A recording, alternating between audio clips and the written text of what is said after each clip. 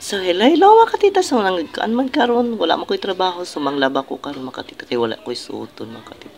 Muna akong brief mga katita, wala jud mga katita. Pros gisi ni jud mga katita. Ulan taon yung mga katita bustot ako mga brief. So wala naman ko'y sinina mga katita, manglaba ko kay wala man ko'y trabaho, wala man ko'y duty. So magwaswas na iyohang tita, giyabo ng tubig. So mangwaswas na iyohang mga katita.